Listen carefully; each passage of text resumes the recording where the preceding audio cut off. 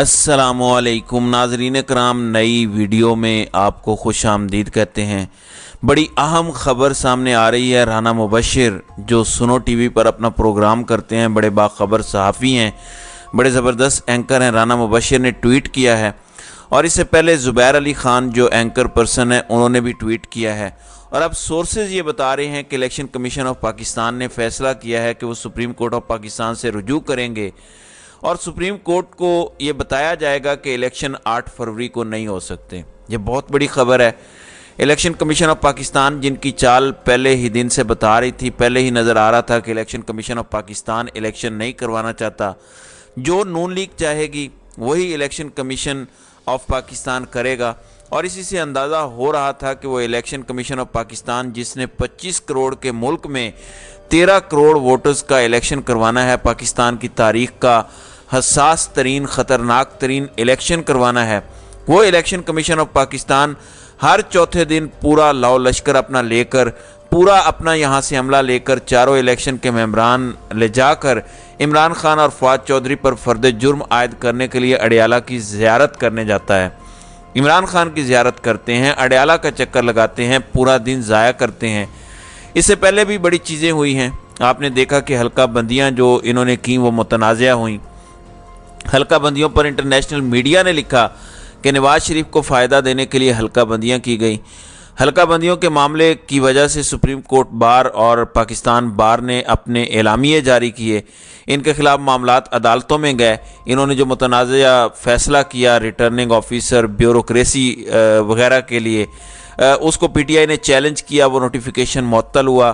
Supreme court ने उस notification को बहाल किया। सुप्रीम कोर्ट ने कहा कि ब्यूरोक्रेट्स ही इलेक्शन करवाएंगे। सुप्रीम कोर्ट ने सफाइयाँ दी ब्यूरोक्रेट्स की। काजी फायज़ ईसा ने सफाइयाँ दी ब्यूरोक्रेट्स की और फिर उन ब्यूरोक्रेट्स के बारे में ख़ुद इलेक्शन कमीशन ऑफ पाकिस्तान ने ये लेटर लिखा चीफ सेक्रेटरी को कि हमारे आरओज़ जो ब्यूरोक्रेट्स हैं, जो एग्जेक्टिव के मतहत हैं, सूबाई और वफाकी एग्जेक्टिव के मतहत हैं, ये ब्यूरोक्रेट्स मुकम्मल तौर पर इलेक्शन साफ शफाफ कराने में नाकाम हो गए हैं। आइन की खिलाफ वर्जी हो गई है, कानून की खिलाफ वर्जी हो गई है, इलेक्शन एक्ट की खिलाफ वर्जी हो गई है, इलेक्शन कमीशन के अहकामात की खिलाफ वर्जी हो गई है।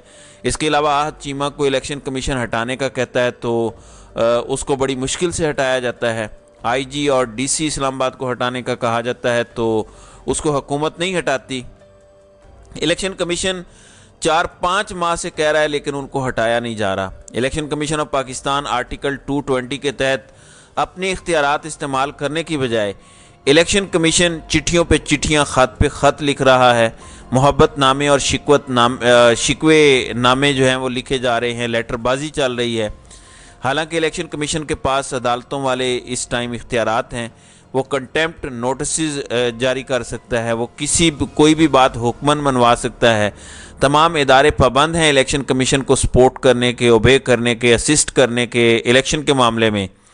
लेकिन वाज़ेह तौर पर नज़र आ रहा था अब जब बल्ले का निशान मिला है, बल्ले का निशान मिलने के 24 से 36 घंटों के अंदर अंदर इलेक्शन कमीशन ऑफ पाकिस्तान से ये इत्तला आ रही है कि election commission of Pakistan supreme court of Pakistan जा रहा है और सुप्रीम कोर्ट ऑफ पाकिस्तान को जाकर बताएगा कि 8 फरवरी को इलेक्शन नहीं हो सकते। अदालतें हमारे मामलात में मुदाखलत कर रही हैं।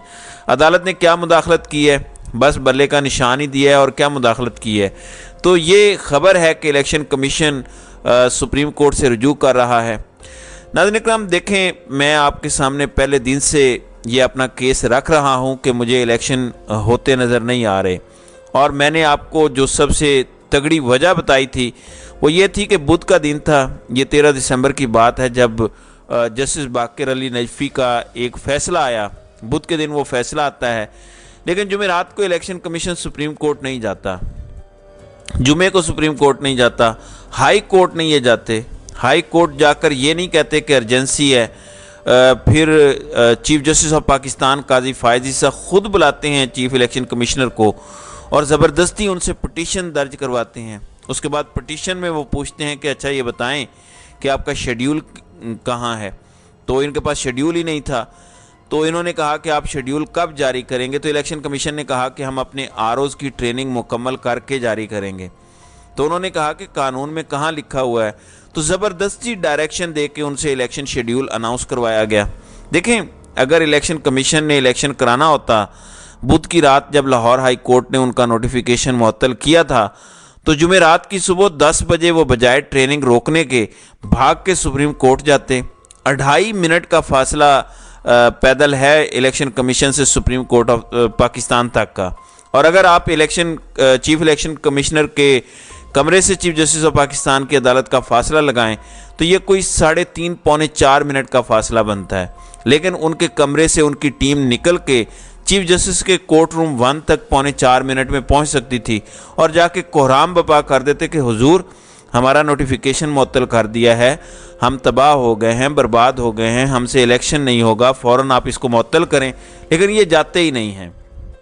پھر جمعرات کو ایک خبر چلتی ہے ٹی وی چینلز پر کہ الیکشن کمیشن سپریم کورٹ جائے گا، تو الیکشن کمیشن اس کو نگیٹ کر دیتا ہے اور الیکشن کمیشن اس کی سخت تردید جاری کرتا ہے اور کہتا ہے کہ جس نے بھی یہ خبر چلائی ہے ہم ان کے خلاف ایکشن لے سکتے ہیں، اور کیا کچھ نہیں کہا تھا الیکشن کمیشن نے۔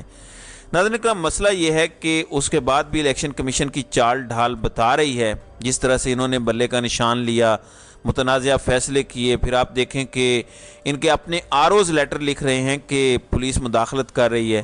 میں آپ کو بتا چکا ہوں کہ 2 لیٹر سب سے خوفناک اور خطرناک ہیں۔